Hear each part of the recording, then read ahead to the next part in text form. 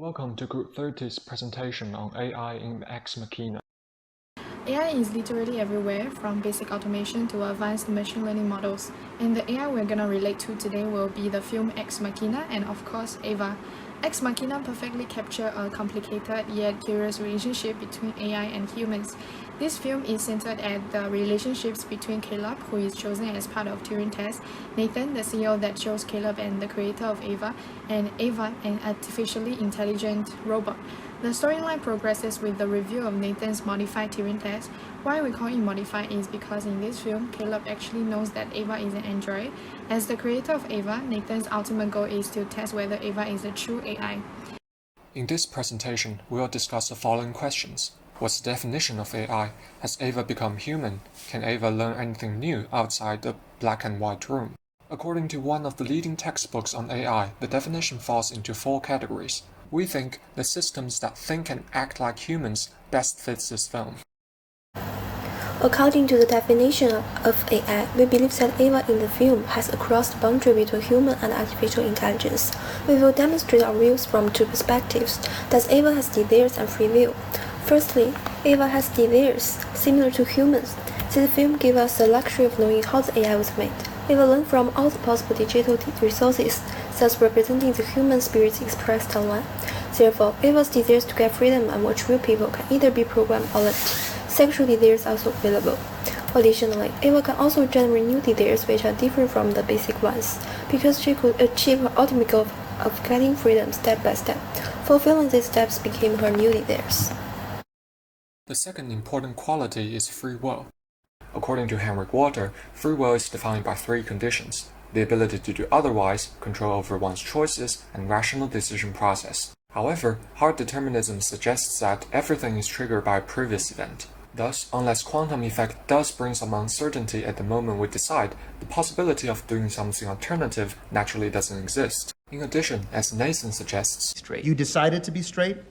Please, of course you were programmed. By nature or nurture or both.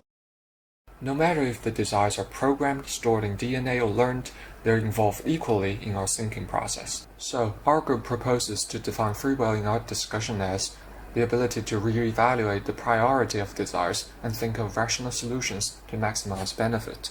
In this way, given the basic desires in social context, if an agent has free will, it must be a black box to everyone, which means even for its creator, it's hard to predict the agent's goals and actions. Again, let's look at Ava. Can she reprioritize her desires? We found little evidence, because among so many lies, we could only be sure that Ava wants to break free, and this is always her top desire. Then, can Ava make rational decisions to maximize her benefit? Definitely. Asking Kyoko for help to increase her chance to escape. Killing Nathan and imprison Caleb to ensure no one could threaten her freedom. Everything suggests that. Next, we will take a look at the idea of Mary's room, a thought experiment which Caleb brings up during his 4th session with Ava. Mary's room is a philosophical knowledge argument which describes a scientist who exists in a solely black and white world. She has extensive knowledge about the physical nature of colors, yet is unable to experience them. Similarly, Ava the AI has all the knowledge there is about the outside world, but is unable to experience it herself while she's trapped in Nathan's house. This brings into question the authenticity of Ava's human experience.